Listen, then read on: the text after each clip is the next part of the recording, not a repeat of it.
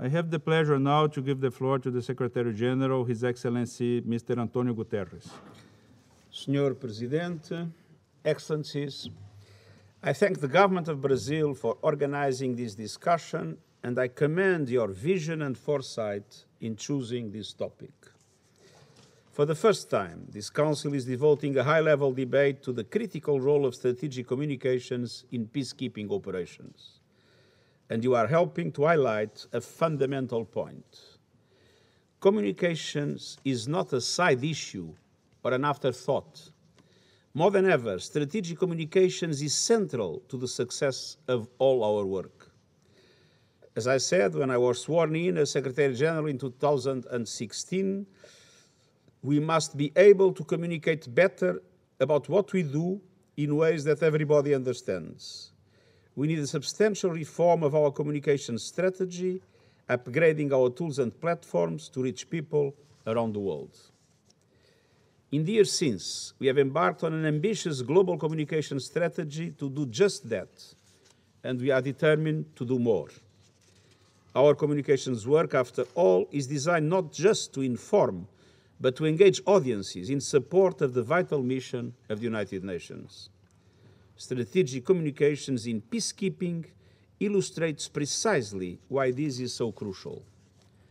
The landscape in which our peacekeepers operate is more hazardous today than any time in recent memory. Geopolitical tensions at the global level reverberate locally. Conflicts are more complex and multi-layered. International discord often translates into heightened tensions on the ground, with warring parties disincentivized from making the necessary concessions for peace.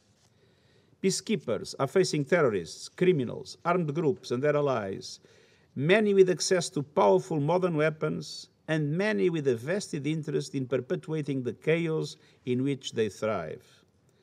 The weapons they wield are not just guns and explosives. Misinformation, disinformation, and hate speech are increasingly being used as weapons of war. And the aim is clear: to dehumanize the so-called other, threaten vulnerable communities as well as peacekeepers themselves, and even give an open license to commit atrocities. Mr. President, for all these reasons, strategic communications is critical across the spectrum of our peacekeeping mandate and crucial to achieving our mission: to protect civilians and prevent violence, to secure ceasefires and safeguard political settlements, to investigate and report on human rights abuses and violations, to advance the women, peace and security agenda and promote the role of women as peacekeepers, peacemakers and peace leaders, and all the while ensuring the safety and security of our peacekeepers and the communities they serve. That is why strategic communications is a top priority within the Action for Peacekeeping Plus initiative. We know this information is not just misleading, it is dangerous and potentially deadly. It fuels open violence against our personnel and partners. It transforms our blue flag from a symbol of security into a target for attack. A recent survey found that nearly half of all peacekeepers consider mis- and disinformation to severely impact mandate implementation and threaten their safety and security. We see more and more instances where fake news spreads like wildfire, obstructing our missions from carrying out their life-saving and life-changing work. To give just one example, in Mali, a fake letter alleging our peacekeepers were collaborating with armed groups was posted on Facebook. It went viral on WhatsApp and was picked up by the national media. This fake letter stirred up hostility and resentment towards our peacekeepers, making their vital task of protecting civilians that much harder. Strategic communications, credible, accurate, and human-centered, is one of our best and most cost-effective instruments to counter this threat.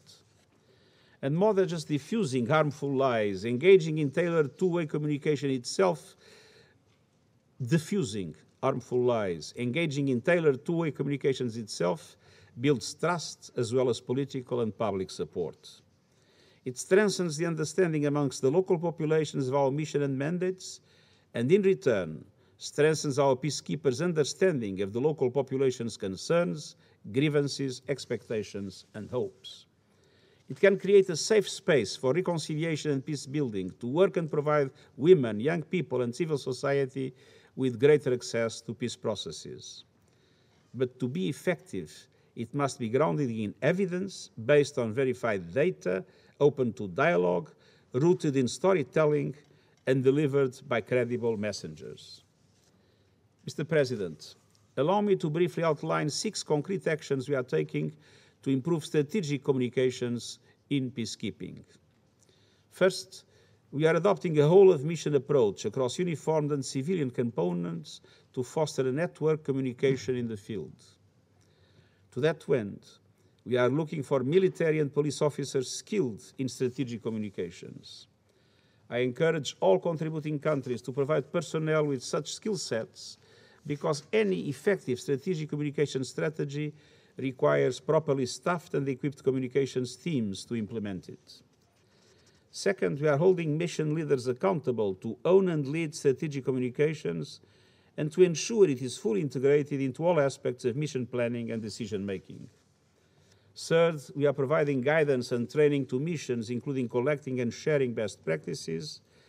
And fourth, we are working with partners, including tech and media companies and member states, to identify and deploy the best tools to better detect and counter mis- and disinformation and hate speech.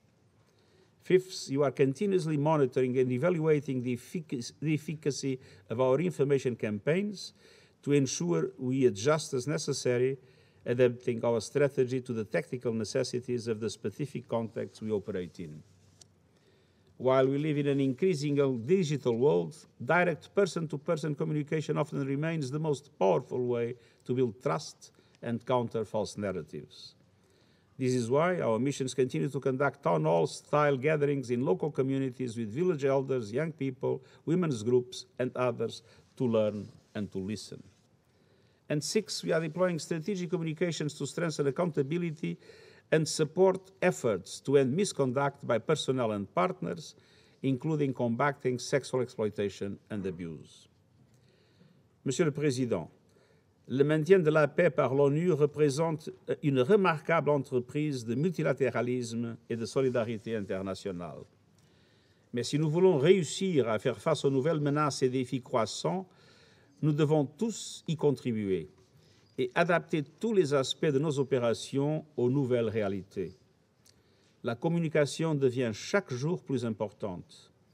L'ONU doit se positionner délibérément en tant qu'acteur de l'information dans les environnements de conflit.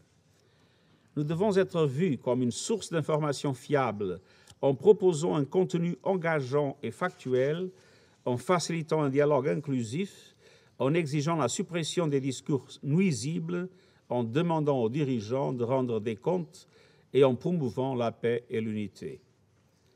Les États membres, en particulier ceux qui sont présents sur le terrain aux côtés de notre personnel de maintien de la paix, sont des partenaires essentiels dans cet effort crucial. L'accès à l'information est un droit humain. Dans les endroits où nos casques bleus sont déployés, il peut s'agir d'une question de vie ou de mort, de la différence entre la paix et la guerre.